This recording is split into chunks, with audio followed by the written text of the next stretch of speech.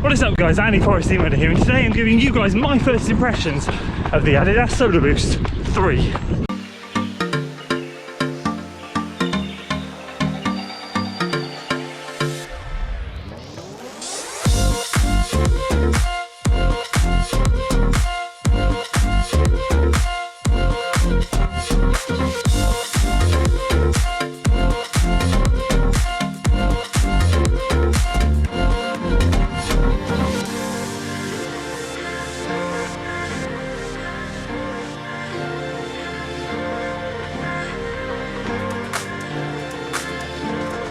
So there we go, 8 moderate miles done and dusted in the Adidas Solar Boost 3. Delighted to get this thing into the rotation, but did it live up to the hype? Oh yes, and apologies for the lack of B-roll there. The GoPro died, as always. Pretty standard at the moment.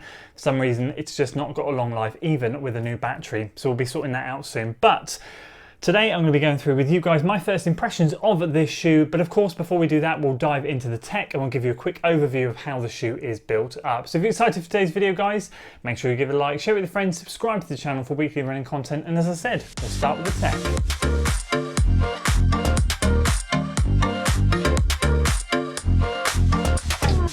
So we'll start off by saying this is a 32mm, 22mm stack height shoe, 32mm in the heel, 22 in the forefoot, meaning we have a 10mm heel to toe drop. Sizing with Adidas, Hoka and other shoes, I have to go half size up because they don't do true to size, if that makes sense. So when it gets to 11, it goes 12, 12.5, and then 13.5, 14.5, so on and so forth.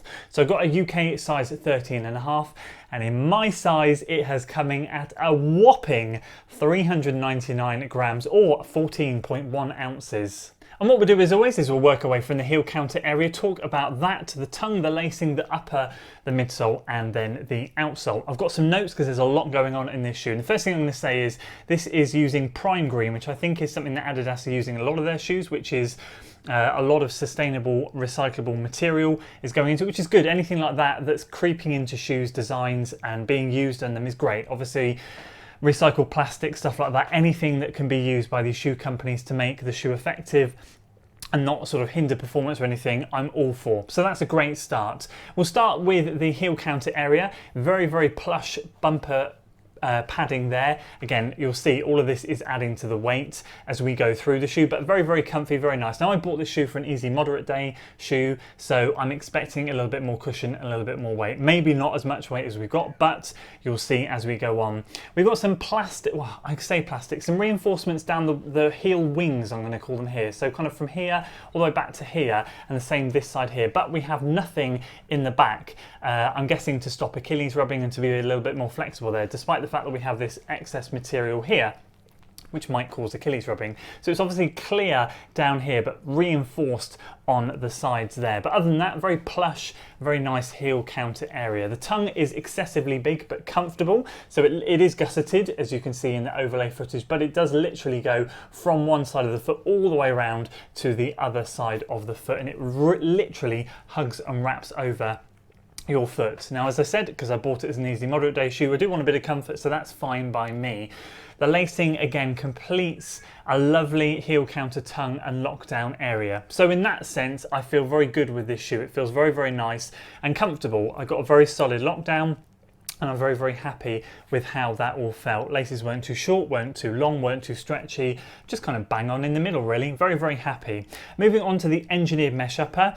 I don't know how many pieces it is. I want to say one piece, but I don't think it is. It is sort of utilising engineered mesh upper, which goes, as you can see, it kind of well, I'll hold it like this for you. So it kind of goes all the way around the shoe and all the way around the side, but you'll see there's obviously some sort of plastic laminate overlays of the Adidas logo, some of the orange bits up here, and around the toe guard area, it is very, very firm. So they've put a good chunk of plastic overlay around here, and then of course on the sides here. And again, all of this is kind of adding up to the weight. All these little things add up. Now what I found, as you can see right here, is a little bit of blood. We'll come to that as we move forward. Wasn't a good start, but overall it felt I'm not going to say it felt breathable, it just felt comfortable. And in winter it's a good solid shoe. Is it going to be too thick in the summer? Very possibly. I've not tried previous versions, so I know this has gained weight from previous versions, but I'm going to say that it's a decent winter, autumn, spring shoe, but in the height of summer, I'm not 100% sure this is going to be as breathable as it could be. Then we have a Boost midsole, which I was super excited about because I used to have the Ultra Boost 19. Love that shoe. Again, I know the Boost range has again put on weight. We've probably all seen Seth's review of the Ultra Boost 21. We can see how much weight it's put on, and in his size, it's a hefty 11 point something ounces. So my size, if you can imagine, on the Adidas website, it says this is 30 grams lighter than the Ultra Boost 21. So mine's coming at 399. You can imagine it's going to be like 430 plus grams probably, or in and around that area, which is just crazy. But we have Boost midsole going all the way through, and again, exactly what I expected from Boost. Nice and comfortable, lovely and cushioned. Very, very happy with all of that. And then we move on to the outsole. We've got Continental rubber on the outsole. We've got this new LEP system. So they used to have torsion plates, from what I gather, in Adidas shoes, just to help give you a little bit of extra propulsion. I don't know if it helped. You can correct me if I'm wrong, and you can comment below. Please do. I don't know if it was in there to aid sort of maybe a bit of stabilization with the Boost because it's so soft. I don't know. But I've exchanged it now for this new LEP system, which again I learned from Seth's video, linear energy propulsion or linear energy power or something like that. Basically, it's Adidas's new system they're putting into shoes to give you a little bit more propulsion. I really didn't feel any benefit from it, if I'm honest with you. It felt just very bog standard. I didn't feel anything different that I was getting from it, but other than the fact that when I would go over a few stones, I'd hear that clicking noise as they hit the underside of the shoe. But on the whole, again, as you would expect from Continental rubber outsole, super, super grip, super, super sort of confident in the wetter weather, which is good. Again, at this time of the year, it's exactly what I want. And again, it's going to be ridiculously durable.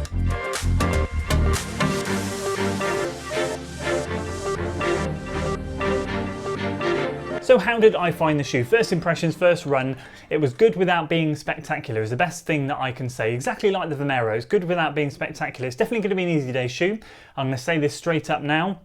There's going to be no more testing the shoe. I'm not going to test it on the long run. I'm not going to test it on speed days. It's way too heavy for that. And at the moment with my marathon pace work that I'm doing on my long runs, this will not cut the mustard. And my speed tests, it won't cut it. This is very much predominantly an easy and moderate day shoe. So what do I mean by good without being spectacular? Well, it felt good. It felt solid. And I'm grateful that I got 20% off. I found a discount code online, so I only paid £112 for it instead of 140. So again, very grateful. But the two things that are really disappointing is the weight, which is just ridiculous. It's just excessive. I dread to think what the Ultra Boost will be in my size. 430 grams plus? It must be. For this thing to be 398 or 99 is just insane. And the toe, I've got half a thumb width in the end of this shoe, which is pretty standard for me. I go between half a thumb width and a full thumb width. My Nova Blaster are full, I've got lows at a half. My Sauconys are a half thumb width, and I have no issues. But this, I pulled my foot out at the end of the run, saw the bloody toe, saw it put a hole in my new Unived socks, and I was really, really mad. And I don't know where it came from. The only thing I can think is there was a couple of sort of undulations in my moderate run, and whether my toe was butting up against the end, I don't know.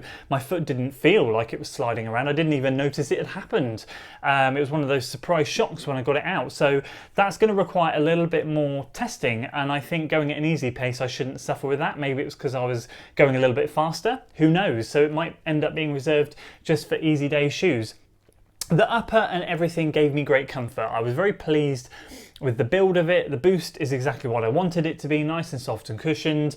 A little bit firmer than I remember the Ultra Boost being, but still on the whole, exactly what I want. But straight off the bat, I was a little bit sort of underwhelmed with the shoe. And I suppose when you buy a shoe and you feel that way, you're left with a little bit of a disappointment. So fingers crossed the next shoe we get will have that buzz back. I like to deliver positive shoe reviews, but obviously I also have to be honest. And thankfully I paid my money with this and can give you obviously an honest review in the sense of I'm just a bit disappointed. Yeah, I don't really know what else to say about the shoe. It's good without being spectacular. I could waffle. I don't think I want to. I'll just leave it there. We'll keep it a little bit shorter and sweeter this time. As I said, overall comfort levels, good, very happy with it. Going to be using it a lot more. We'll do a mileage update rather than a speed and a long run test because, as I said, it's just not going to be cut out for that sort of stuff. And then we'll see moving forward how it progresses if I have any more tourist shoes, because if I do, I'll be chucking them straight on eBay, give them a wash, chuck them on eBay, and that'll be job done. They'll be out the door. But if they loosen up a bit. I think it's just this plastic material around the edge here. It just means they're a little bit less flexible. Whereas like the Odyssey React Flyknit 2 that I've been sent is a bit tight, but because it's Flyknit, my foot just molds to it and I don't have any issues like that. Whereas I'm assuming it's just going to be this stuff here that's causing the issue. So there we go. Those are my thoughts on the Adidas Solar Boost 3. Good without being fantastic, spectacular, excellent, whatever you want to say. Just a solid 6 out of 10 shoe.